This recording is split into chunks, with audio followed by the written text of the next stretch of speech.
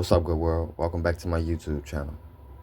And I'm finna take y'all to school today, man. Y'all know I always, show what it is that I'm talking about. I done enough studying, you know what I'm saying? And the truth is the truth, so I don't have to try to, prove nothing. God, he said it himself. It's in your holy Bible. All you got to do is look at it. So here it is, Deuteronomy, right? You can come here. And it shall come to pass, if thou shalt hearken diligently unto the voice of the Lord thy God, to observe and to do all his commandments, which I command thee this day, that the Lord thy God will set thee on high above all nations on earth. Now, I started with that so you can understand God ain't talking to everybody in his Bible. He talking to a set of people, okay? A certain people. There you have it right there. The Lord thy God will set thee on high above all nations on the earth. That means above white people, Chinese people, Somalian people, African people. He's talking to one people, okay? So, let's go here. These are the judgments of those people, that set of people that he's talking to, if they don't follow his commandments.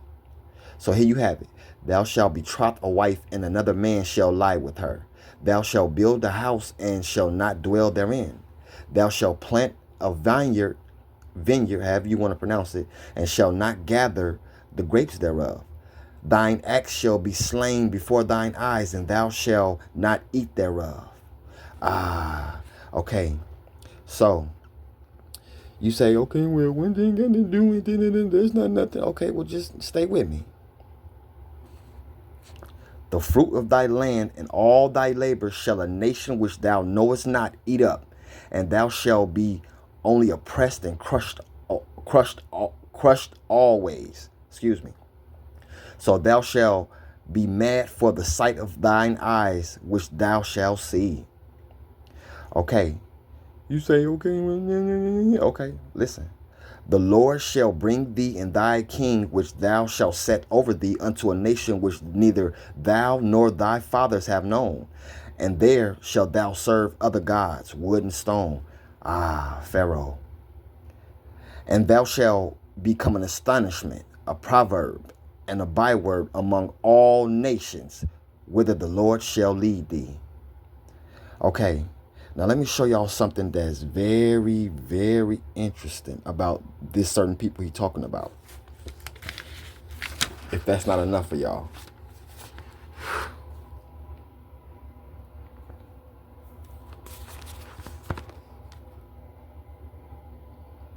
What does that say?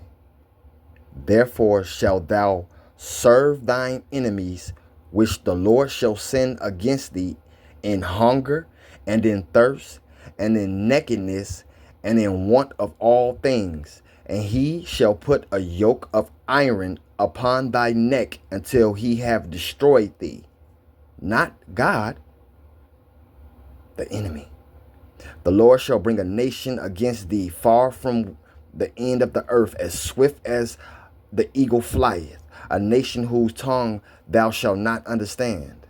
Now, I want you to pause. I'm going to pause for a second before I go into this next thing, because it's finna get real hot. Black people is from Africa. They're not African. They had a place in Africa. They did a lot of things in Africa. But the Africans sold them off. They traded on them. They set them up. I tell you this. Anytime somebody tell you something about God, or about anything that has something to do with something spiritual, if you really know the creator, you can go to him and he gonna confirm it, yay or nay. So let me tell you something, and you can believe it or you don't, but this is explained indeed when it says as swift as the eagle. When this happened, the black people, they was just on their land, you know what I'm saying? It was just another day, and then all of a sudden, the Africans, they hopped out of the bushes, came from out of the trees.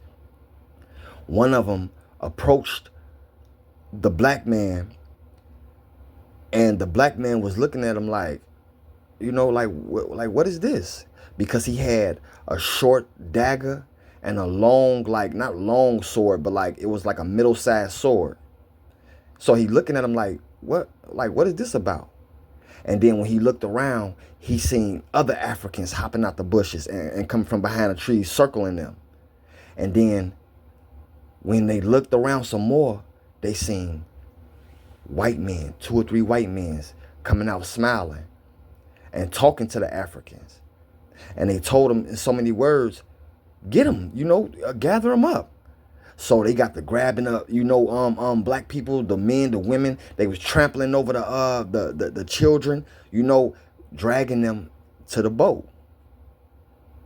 So I just gave you a quick summary on how the Africans traded and gave up their black brothers. Okay? So there you have that right there, right? He shall put a yoke of iron upon thy neck until thy have destroyed thee. Now we finna go into how this 400 years captivity came about.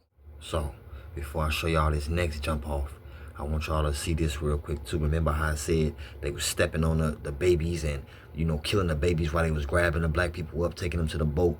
You see that? A nation of fierce countenance which shall not regard the person of old, nor shew favor toward the young. Now, here is what I gotta explain to you. I'm gonna move this so y'all can see this. You see that? You see that? Matter of fact, I'm sorry. I'm gonna turn them. I'm gonna act like I want y'all to know. You see that?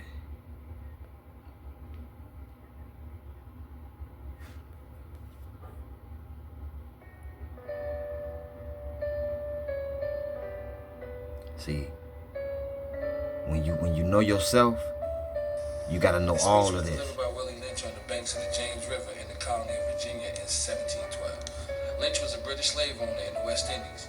He was invited to the colony of Virginia in 1712 to teach his methods to slave owners there. The term lynching is derived from his last name.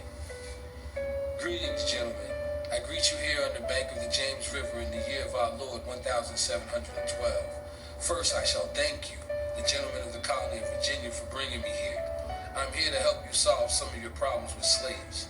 Your invitation reached me on my modest plantation in the West Indies, where I have experimented with some of the newest and still the oldest methods for control of slaves. Ancient Rome would envy us if my program is implemented, as our boat sails south on the James River, named for our illustrious king, whose version of the Bible we cherish. I saw enough to know that your problem is not unique. While Rome used cords of wood as crosses for standing human bodies along its highways in great numbers, you are here using the tree and the rope on occasions. I caught the whiff of a dead slave hanging from a tree a couple miles back. And you're not only losing valuable stock by hangings, you are having uprisings, slaves are running away, your crops are sometimes left in the fields too long for maximum profit, you suffer occasional fires, your animals are killed. Gentlemen, you know what your problems are. I do not have to elaborate. I'm not here to enumerate your problems. I'm here to introduce you to a method of solving them. In my bag here, I have foolproof method for controlling your black slaves. I guarantee every one of you that if installed correctly, it will control the slaves for at least 400 years. My method is simple. Any member of your family or your overseer can use it. I have outlined a number of differences among slaves, and I take these differences and I make them bigger. I use fear, distrust, and envy for control purposes. These methods have worked on my modest plantation in the West Indies, and it will work throughout the South. Take this simple little list of differences and think about them. On the top of my list is age, but it's there only because it starts with an A. The second is color or shade.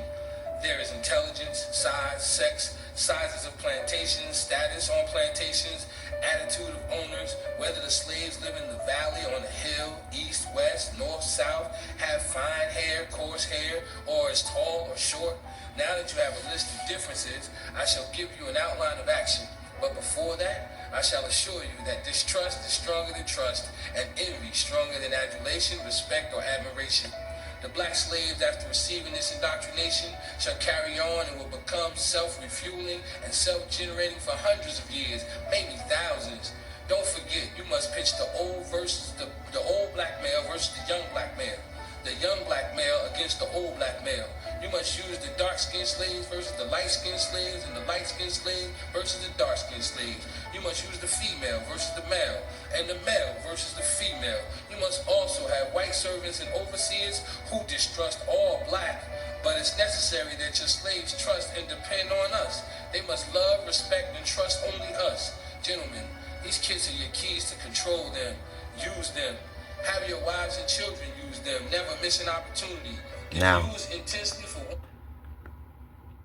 Well, ladies and gentlemen, I want to revisit the Willie Lynch letter because, when you read through the Willie Lynch letter, even though, some people have said, oh, that's not a real letter. Well, why isn't it so accurate to how black people have been divided? I just said in that. America and also throughout the world. Why is so divided, so accurate? Very, very accurate. Well, I want to read through this just a little bit and just point out that the power of division and how we as, black people, even globally, participate in this particular division. And if you want to strip away the ability of racism, white supremacy to keep controlling black folk, the key is to get rid of the division and how division is used. So in the letter,